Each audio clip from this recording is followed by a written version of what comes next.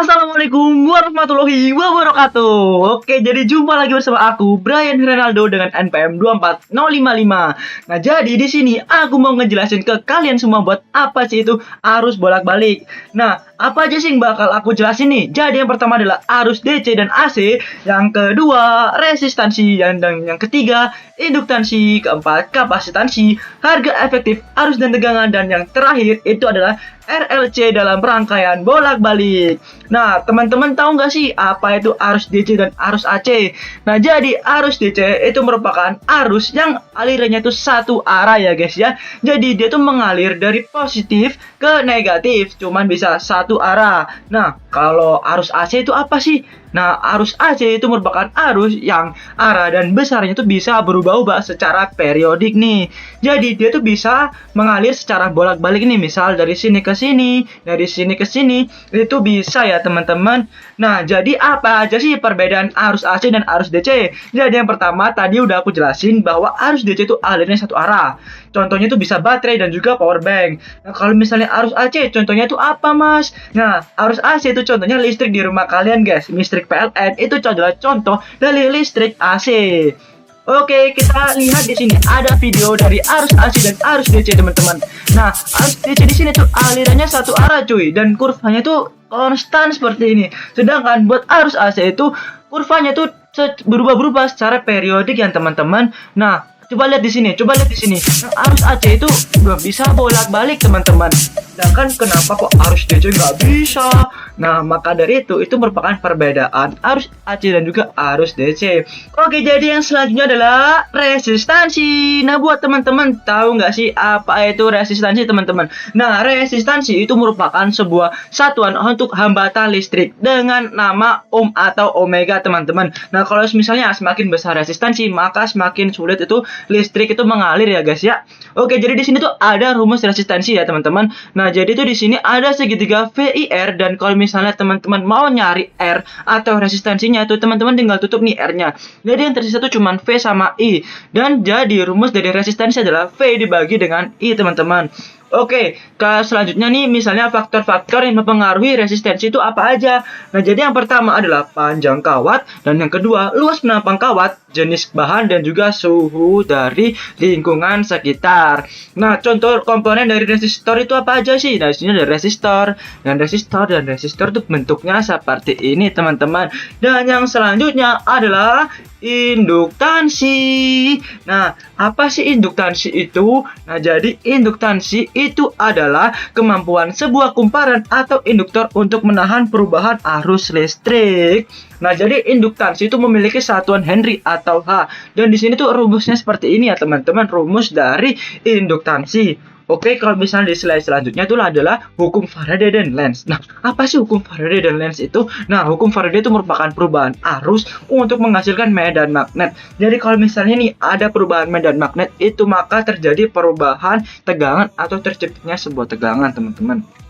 Oke, jadi contoh komponen dari induktansi atau induktor itu seperti ini ya. Pasti ada namanya tuh kumparannya, teman-teman. Oke, jadi yang selanjutnya kita akan bahas tentang kita akan lanjut ke kapasitansi. Apa sih itu kapasitansi? Nah, kapasitansi adalah kemampuan suatu komponen untuk menyimpan muatan listrik. Nah, kapasitansi itu memiliki rumus muatan listrik dibagi dengan beda potensial. Nah, kapasitansi itu memiliki satuan farad atau disingkat dengan F. Nah, kalau semisal nih kapasitansi itu berada di sebuah rangkaian, misalnya di rangkaian seri dan juga rangkaian paralel, itu berbeda rumusnya. Nah, kalau di rangkaian seri itu adalah berlaku rumus 1 per C total itu adalah 1 per kapasitor 1 ditambah kapasitor 2 hingga kapasitor tersebut sebanyak berapa. Sedangkan di total kapasitor pada rangkaian paralel itu cuma dijumlahkan saja semuanya, nggak perlu di 1 per seperti rangkaian seri. Nah, rangkaian seri itu dan rangkaian paralel kayak gimana sih maksudnya? Nah, ini di sini nih. Kan tadi kan kalau di rangkaian seri itu 1 per ya. Nah, ini ntar dijumlah di 1 per. Sedangkan kalau misalnya di paralel kan tadi kan dijumlahkan semua kan. Nah, jadi ini tinggal ditambah aja nih. Misalnya ini 2, ini 3, ini 4. Jadi total kapasitor totalnya itu 2 tambah 3 tambah 4 atau hasilnya adalah 9 ya, teman-teman. Kita di sini bisa lihat contoh dari komponen kapasitor tuh seperti ini bentukannya, guys.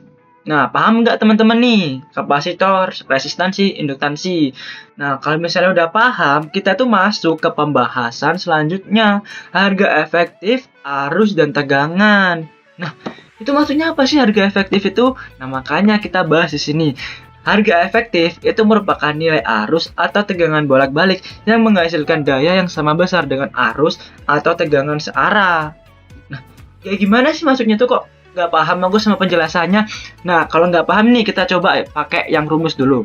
Ntar kita ada ke studi kasusnya biar teman-teman tuh makin paham ya teman-teman. Oke, jadi rumus dari arus AC pada kumparan sinusodial itu adalah berlaku arus efektif sama dengan arus maksimal per akar 2 dan juga rumusnya tuh sama dengan tegangan. Oke, kita coba contoh di studi kasus pada arus maksimum dulu ya. Nah, di sini tuh jika sebuah stop kontak rumah diukur punya tegangan efektif 220 volt, maka tegangan maksimumnya itu berapa? Nah, tegangan rumah kita kan biasanya kan 220 volt ya. Nah, itu ada tegangan maksimumnya emang? Ada. Nah, kalau misalnya kita pakai rumus ini nih, ya kan? Kita masukin ke sini, itu tegangan maksimumnya hasilnya adalah 311 volt seperti itu. Nah, coba sekarang kita di yang arus. Oh, ini kebalik ya. Maaf ya, PPT-nya kebalik nih. Jadi kalau misalnya di arus maksimum ada sebuah rangkaian listrik AC atau arus bolak-balik memiliki arus efektif sebesar 6 ampere. Nah, berapa sih arus maksimumnya? Nah, kalau misalnya kita pakai yang rumus ini, lalu kita substitusikan persamaannya ke sini, maka arus maksimumnya itu adalah 8,484 ampere. Nah, fungsinya kita menghitung ini tuh apa sih? Menghitung arus maksimum, menghitung tegangan maksimum itu apa sih? Nah, itu hubungannya nanti itu kita bisa hubungin ke yang induktansi, tegangan, dan juga yang resistansi seperti itu. Oke, cara kerja dan penerapannya. Kita pertama ini bahas penerapan resistansi dulu nih di sebuah rangkaian. Nah, ini misalnya kita ada sebuah rangkaian searah DC, itu nggak ada resistornya. Nah, kalau nggak ada resistornya itu tegangan yang masuk ke lampu ini tuh berlebihan lah istilahnya, kayak sangat berlebih, kayak lampu itu melebihi batas kapasitas lah istilahnya, sehingga tuh lampu itu cepat panas, cepat rusak. Nah, kalau misalnya kita tambahin nih resistor di sini. Nah, tadi teman-teman ini kan nggak fungsi dari resistor itu apa?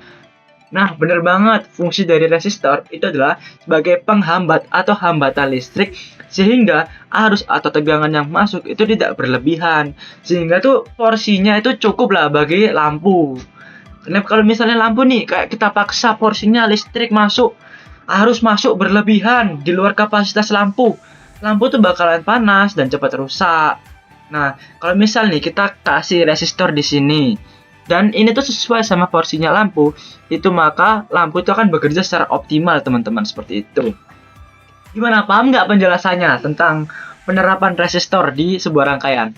Paham kan? Paham kan? Oke, kalau paham, kita masuk nih. Kenapa begitu? Nah, tadi udah tak jelasin kan? Resistor tuh membatasi arus listrik, mencegah kelebihan arus, mengatur tegangan, dan mengurangi panas berlebih, serta melindungi komponen rangkaian. Resistor digunakan untuk melindungi komponen seperti LED. Pada dasarnya berfungsi sebagai penghambat arus listrik. Contohnya, karena baterai mendorong banyak elektron di sekitar rangkaian. Ketika kita menambahkan resistor, lebih sedikit elektron yang dapat mengalir di sekitar rangkaian ini. Elektron bertabrakan dengan atom di dalam resistor dan tumbukan ini menghasilkan panas. Di dalam resistor terdapat lapisan film karbon. Elektron dapat mengalir melalui ini dengan baik, tapi kita memotong alur helix ke dalamnya dan ini menciptakan jalur sempit dan membuatnya sangat sulit bagi elektron untuk mengalir tanpa bertabrakan. Semakin panjang potongannya, semakin sulit jalur yang dilalui elektron, sehingga resistansinya meningkat. Kami menghitung penurunan tegangan yang diperlukan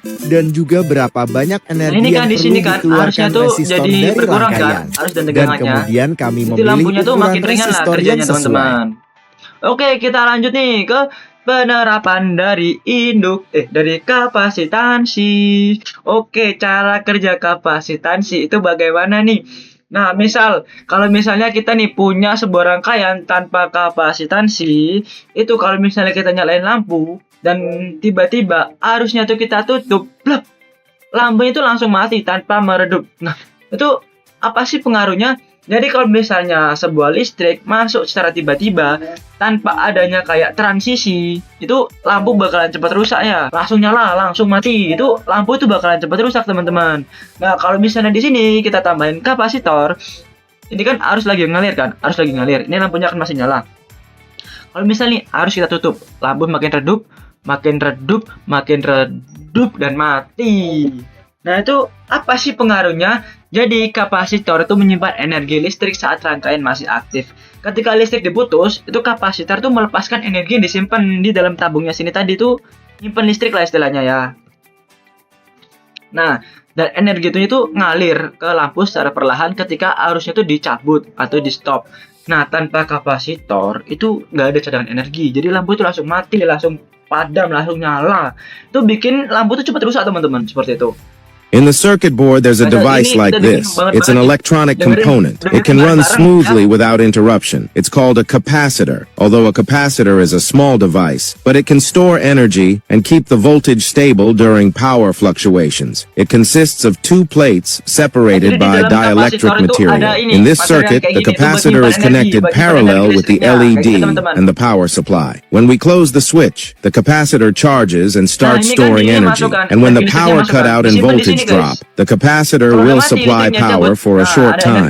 This helps smooth voltage and stabilize power fluctuations. Just imagine of the... Oke, kita lanjut teman-teman ke cara kerja dan penerapan dari induktansi.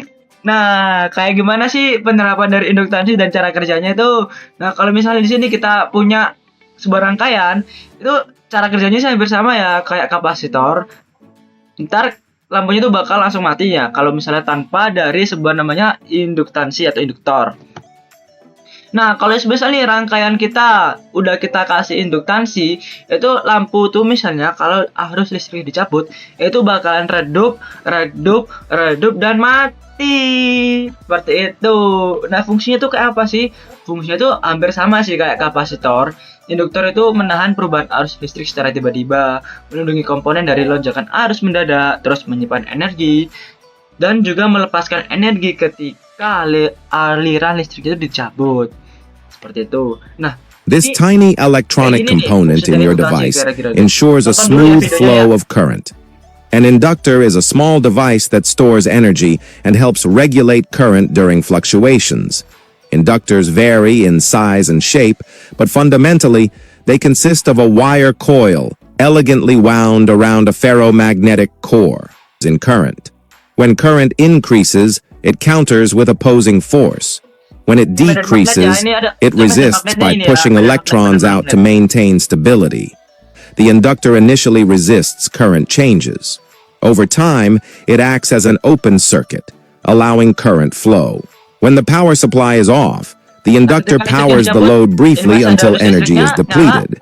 Inductors are a very crucial component in electronics. Selanjutnya di sini tuh ada satu titik, kita jadikan satu ya, resistor, induktansi dan juga kapasitor, guys. Oke, kita stop dulu. Kita jelasin. Nah, yang V itu tegangan, yang C itu current atau arus, ya kan? R ini resistor, L ini induktansi, C ini kapasitor.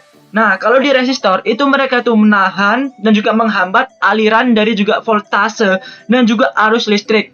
Jadi resistor itu berpengaruh terhadap dua, tegangan dan juga apa? Arus. Nah, kalau misalnya induktansi itu yang dipengaruhi saja itu cuma arus listriknya. Sedangkan tegangannya sih masih fine aja, masih tetap aja.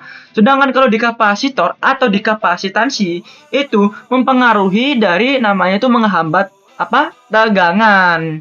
Sedangkan arus listriknya itu tetap sama.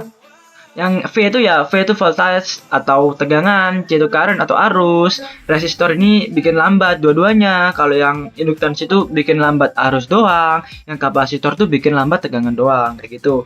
Oke, kalau misalnya teman-teman udah paham, teman-teman tuh bisa mencapai materi dari arus bolak-balik. Nah, materinya tuh tak dapetin dari mana aja sih? Materinya tak dapetin dari JIA Academy, Sobat Fisika, Fisika Seru, Senius, dan juga Kuiper. Mungkin cukup dari aku, cukup dari Brian Renaldo, NPM 24055. Kurang lebihnya mohon maaf. Wassalamualaikum warahmatullahi wabarakatuh. See you, bye-bye guys.